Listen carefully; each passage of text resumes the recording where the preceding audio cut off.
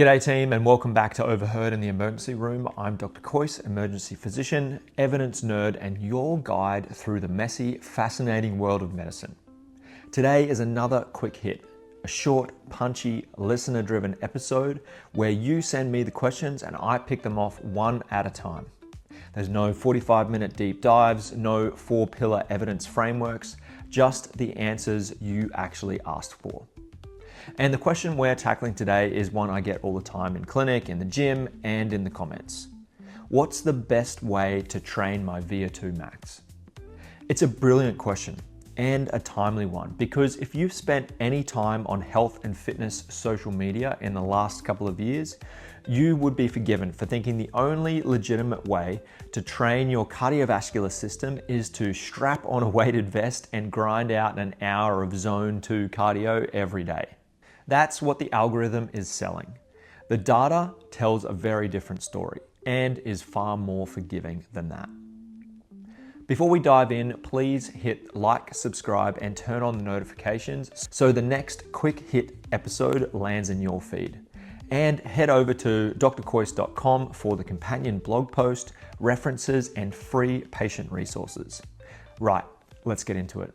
So here's the headline stat, and it's a sobering one. In the United States, roughly half of adults do not meet even the aerobic physical activity guidelines, the absolute baseline of 150 minutes a week of moderate intensity movement. And when you ask the tougher question, how many people meet both the aerobic and muscle strengthening guidelines, the number collapses to around 1 in 4.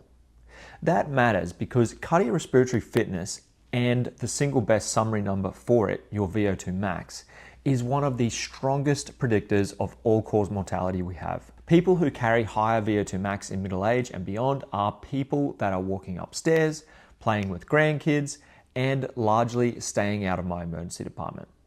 They are the people relatively free of the cluster I see every shift: heart attacks, stroke, atrial fibrillation, type 2 diabetes, overweight, and obesity. Cardiorespiratory fitness sits upstream of nearly all of it. If you want the full deep dive on the evidence, the meta-analyses, the dose response curves, the lifespan story, go back to episode 3 of the main season where we did exactly that. Today, we're zooming in on the practical question. How do you actually build VO2 max, and what does the evidence say about the best way to do it? There are essentially 2 evidence-based vehicles for building cardiorespiratory fitness in the average adult. Vehicle number 1, zone 2 cardio. This is the one that social media is obsessed with right now. The idea is to spend roughly 60 minutes at a heart rate intensity that sits in the lower half of your aerobic range. You should be a little out of breath, but still able to hold a conversation. If you're gasping, you're too high. If you're fully comfortable, you're too low. Here's what social media won't tell you. When you look at the actual research comparing zone 2 to other forms of aerobic training, there is no strong evidence that zone 2 is superior for the average adult trying to improve their fitness. It's a way, but it's not the way. What zone 2 is extraordinarily good at is turning incidental movement into intentional training.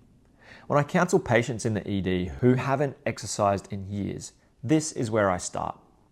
A 45 to 60 minute walk after dinner with the dog, with your partner, with your kids, at a pace where you're a little puffed but can still chat, that is zone 2. That is legitimate cardiorespiratory training. Do it on most days of the week and you have just banked almost the entire weekly aerobic recommendation.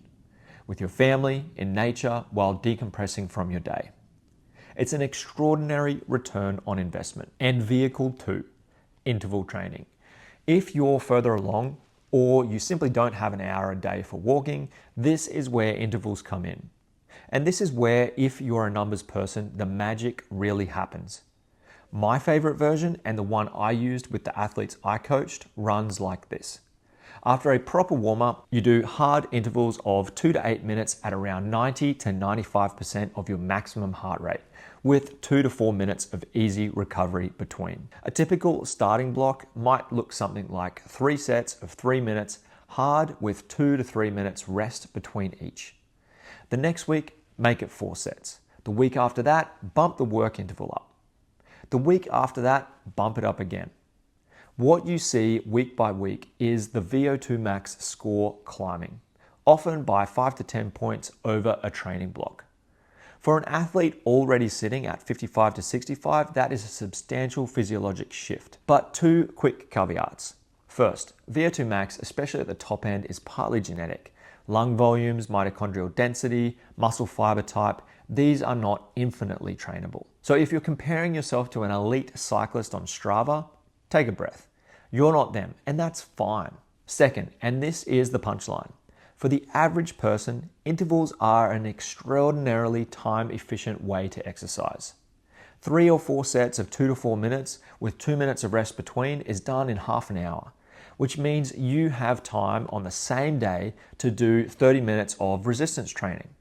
Which brings me to the part nobody covers in the VO2 max conversation, resistance training. Both the Australian and US guidelines call for 2 or more strength sessions a week.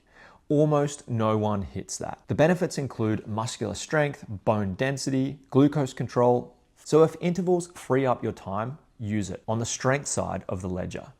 So when I think about cardiorespiratory fitness, I think of 2 vehicles, both legitimate, both backed by evidence. Zone 2 is sociable, low barrier, and slots into your life.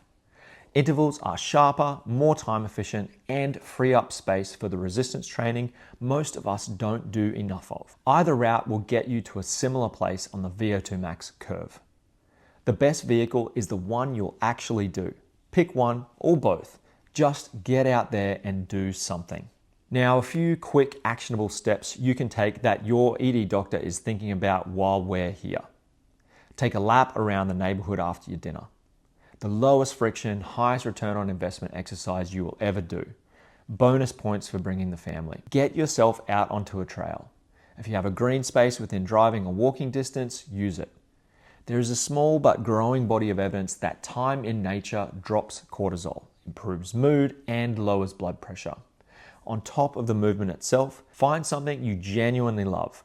Social soccer, aquarobics, Muay Thai, pickleball, dancing. The single best predictor of whether you'll still be exercising in 12 months' time is whether you actually enjoy it. Adherence beats optimization every single time.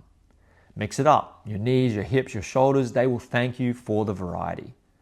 Don't be attached to one modality.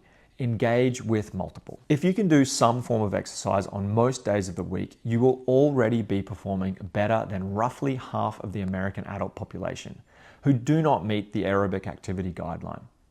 Zone 2 works. Intervals work. The combination works best. The version you'll actually stick with is the one that wins. And this connects right back to tier 1 of our longevity blueprint, the non-negotiable foundation underneath nearly every chronic disease conversation we have on this show.